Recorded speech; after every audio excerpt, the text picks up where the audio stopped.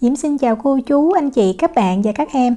Ẩm thực Việt Nam nổi tiếng như là bánh mì, phở, nhưng mà cũng phải nhắc đến gỏi cuốn nữa. Gỏi cuốn làm rất là đơn giản mà lại bổ dưỡng. Hôm nay Diễm chia sẻ cách làm gỏi cuốn nhưng mà là gỏi cuốn chay. Trong video Diễm cũng chia sẻ 3 cách làm nước chấm để mình dễ lựa chọn, cách nào cũng đơn giản và ngon. Bây giờ mình cùng vào bếp làm món gỏi cuốn chay này với Diễm nha.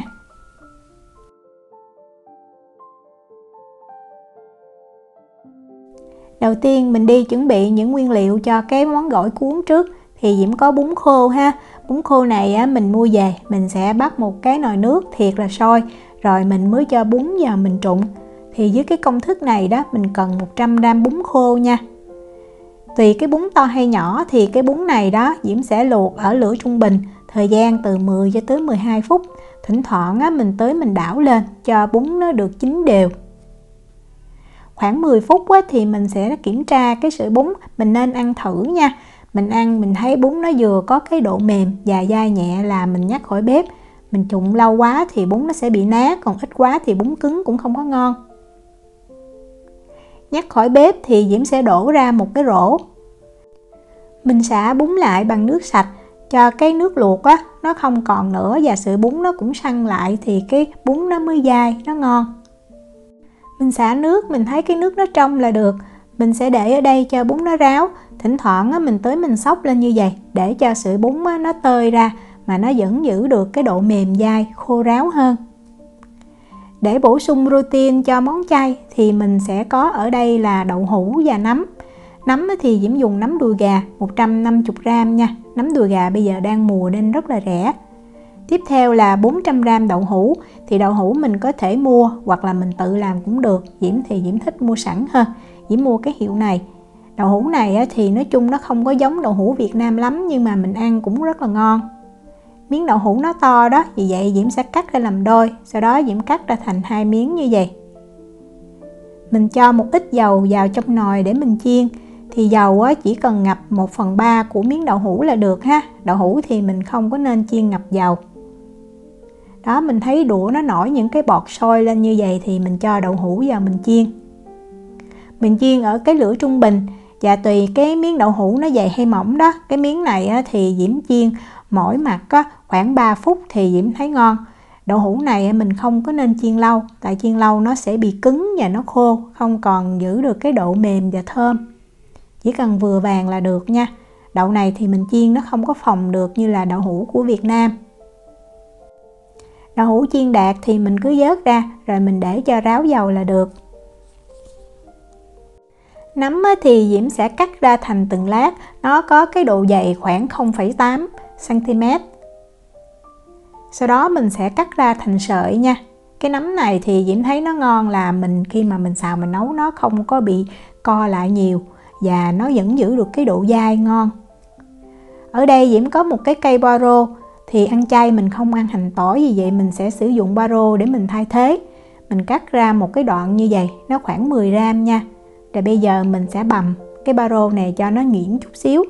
Còn nếu mà mình ăn được hành tỏi thì mình cứ thay bằng hành tỏi cho nó thơm. Bắt một cái chảo lên bếp. Bây giờ mình sẽ đi xào sơ cái nấm này. Diễm cho vào 1 muỗng canh dầu ăn. Phần baro trắng hồi nãy mình đã bằm đó, mình cho vào luôn. Rồi mình để cái lửa trung bình, và bây giờ mình xào cho cái baro này nó thơm. Chỉ cần nó thơm là được ha, không cần phải xào cho nó vàng. Vừa thơm thì Diễm sẽ lấy hết cái phần nấm hồi nãy mình cắt sợi đó, mình cho vào. Mình nêm thêm 1 muỗng cà phê hạt nêm nấm cho cái nấm này nó có vị thôi. Rồi mình đảo thiệt là nhanh tay. Mình thấy nấm nó như là nó xèo xuống và nó hơi trong là mình nhắc khỏi bếp. Mình đừng có xào lâu quá thì nó sẽ bị ra nước nha. Đó, như vậy thì Diễm thấy ngon nè. Mình nhắc khỏi bếp. Về rau cải để cuốn trong gỏi thì tùy mình thích. Diễm thấy mình sẽ có xà lách nè. Tiếp theo mình có cà rốt và bắp cải tím, thì vừa tạo thêm cái màu đẹp, và bắp cải tím rất là bổ dưỡng. Cà rốt cũng vậy nữa. Thì bắp cải tím và cà rốt xà lách mình cũng rửa cho thật là sạch nha. Bắp cải tím mình cần là 150g. Cái phần cuốn cứng này mình cắt mình để một bên. Những cái lá mềm thì mình sẽ cắt ra thành từng sợi. phần cuốn cứng thì mình cắt ra cho nó mỏng hơn, như vậy ăn nó không có bị cứng mà nó lại giòn rất là ngon. Cà rốt thì mình gọt vỏ sạch, sau đó mình rửa, rồi Diễm dùng cái đồ bào nè, mình bào thành từng sợi. Mình cần 150g. Gỏi cuốn của Việt Nam thì mình cuốn những cái loại rau thơm của Việt Nam. Nếu mà mình làm cho khách Tây ăn thì Diễm thấy mình cuốn lá mint, tức là lá húng lủi thôi, cũng rất là ngon rồi. Hôm nay thì Diễm có húng lủi, với lại Diễm có cái rau kinh giới. Những cái lá này thì cái mùi nó dễ chịu, nó không phải nặng lắm như là rau răm hay là rau diếp cá. Đậu hũ khi mà đã nguội thì mình cũng cắt ra thành từng cái miếng nhỏ như vậy, độ dày khoảng 0,8 tới 1 cm. Bây giờ mình đi làm nước chấm. Đầu tiên Diễm chia sẻ cái cách làm nước chấm chua ngọt, nó giống kiểu như là nước mắm nhưng mà là nước mắm chay. Mình sẽ có một trái ớt nha, trái ớt này Diễm cân là 15g. Mình cắt ớt nhỏ. Và để cho cái nước chấm nó có một cái mùi thơm thì mình sẽ sử dụng thêm rễ ngò. Rễ ngò thì mình rửa cho sạch nha, tại vì nó dễ bám cát nè. Và mình lấy cái phần này, Diễm cân được là 10g. Nếu mà mình không có rễ ngò, mình có thể sử dụng cái phần thân và lá ngò cũng được luôn. Nhưng mà tất nhiên cái mùi thơm thì nó không bằng. Cái rễ ngò này mình cắt ra nhỏ, rồi mình cho chung vào với ớt. Để có độ chua thì mình sử dụng chanh. Và Diễm thấy mình nên cắt thêm một tí xíu cái vỏ chanh, tức là cái vỏ xanh ở ngoài đó. Mình cho vào trong cái nước chấm làm cho nó rất là thơm. Lưu ý là chỉ cái vỏ xanh nè, thiệt là mỏng ở ngoài thôi. Và mình chỉ cần cho vài miếng thôi, đừng có cho nhiều thì cái mùi nó nặng quá cũng không có ngon. Diễm cho thêm vào đây 50ml nước đã nấu chín để nguội, 25g đường, 3g muối, 20g nước cốt chanh. Nước tương thì mình sẽ cho 50g. Và nước tương này Diễm sử dụng nước tương chấm của Maggi. Vì vậy cái vị nó không có mặn lắm và nó cũng hơi ngọt. Nếu mà mình sử dụng cái nước tương loại khác thì mình gia giảm cái đường. Rồi bây giờ mình xay cho thật là nhuyễn luôn. Vậy là mình đã xong được cái nước chấm chua ngọt rồi. Nước chấm này thì có cái vị chua ngọt và mặn nhẹ, rất là thanh đạm. Nó không có đặc và sệt như là tương đậu phộng hay là tương đen. Cho những ai mà giống như bị dị ứng đậu phộng thì mình có thể lựa chọn cái nước chấm này. Và cái nước chấm này Diễm thấy mình dùng để mình trộn gỏi chay cũng rất là ngon luôn. Tiếp theo Diễm chia sẻ công thức nước chấm thứ hai là công thức nước chấm thơm đậu phộng. Thơm thì mình cần là 50g và ở đây là thơm chín. Thơm mình ăn mình sẽ thấy nó có cái vị ngọt nhiều hơn là vị chua nha, chỉ chua nhẹ thôi. Còn nếu mà thơm chua quá thì cái lúc làm nước chấm mình sẽ thêm đường để mình điều chỉnh cái vị chua. Đậu phộng thì mình sẽ sử dụng bơ đậu phộng. Diễm sẽ mua cái bơ đậu phộng làm sẵn như vậy. Cái này thì nó không có thiệt là nhuyễn và nó còn những cái hạt đậu phộng mình ăn trúng rất là ngon. Mình cho 50g bơ đậu phộng vào chung với thơm luôn. Tiếp theo là 20g tương ớt. Thì cái nước chấm này nó sẽ có cái vị cay nhẹ. Nếu mà mình không ăn cay được nhiều thì mình dùng 10g. Diễm dùng hiệu này. Mình cho thêm 10g tương đen để giúp cho sốt nó có cái vị mặn. Tương đen tức là tương mình ăn phở đó. Đây là hiệu của Diễm dùng. Mình nêm thêm vào 2g muối, 5g đường. Lượng đường thì mình điều chỉnh theo cái độ chua của thơm nha. 50ml nước đã đun sôi để nguội. Rồi bây giờ mình cũng xay ra cho thật là nhuyễn là mình xong cái công thức nước chấm thứ hai. Rất là đơn giản. Nước chấm này nó sẽ có cái độ ngọt, mặn và chua nhẹ và đặc biệt là béo thơm. Nếu mà mình thích béo thì Diễm nghĩ mình rất thích cái nước chấm này. Nhất là khi mà mình chấm với lại gỏi cuốn là những cái rau cải tươi thì có cái vị béo trong cái nước sốt đó, làm cho cái món gỏi cuốn nó hấp dẫn hơn rất là nhiều. Bây giờ Diễm đi chia sẻ công thức nước chấm thứ ba là nước chấm tương đen truyền thống.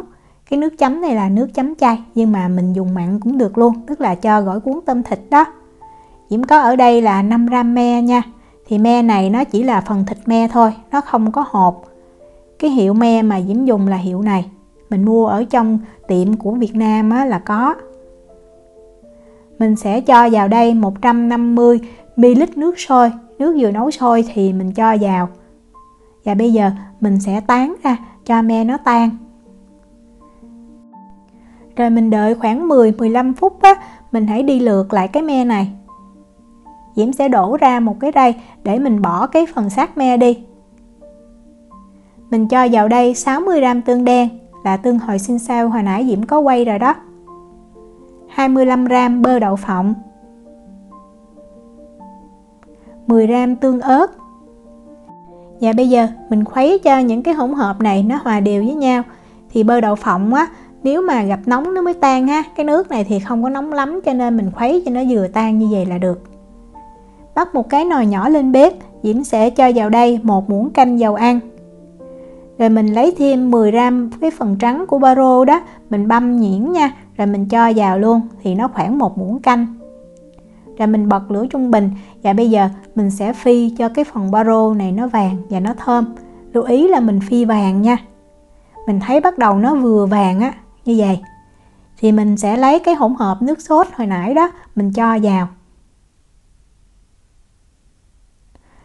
Rồi mình bật lửa lên, mình nấu cho cái hỗn hợp nước sốt này nó sôi. Cho bơ đậu phộng á, nó tan ra là được. Vừa nấu vừa khuấy. Thì mình thấy khi bắt đầu bơ đậu phộng nó tan thì cái nước sốt này nó sẽ sệt lại hơn. Và lúc mà mình để nguội nó đặc hơn tí xíu nữa thì Diễm thấy nó vừa ngon. Đó, bơ đậu phộng tan hết thì mình nhắc khỏi bếp nha.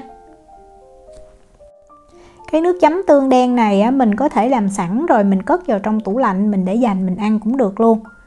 Và Diễm thấy á, nếu mà mình thích mình có thể pha thêm cái nước chấm mà đậu phộng với lại thơm chung với lại cái nước chấm tương đen này cũng rất là ngon. Và mình dùng để chấm chay hay là chấm mặn đều rất là phù hợp. Bây giờ mình đi cuốn gỏi nha. Bánh tráng Diễm sử dụng là hiệu Ba Cây Tre. Cái bánh tráng này mình mua ở trong tiệm Việt là có. Cái đặc biệt của bánh tráng này nó rất là dai, mình dễ cuốn. Và mình chuẩn bị một cái tô nước, Diễm có 500ml nước ở nhiệt độ phòng, tức là không nóng cũng không lạnh. Rồi mình sẽ pha thêm 500ml nước sôi.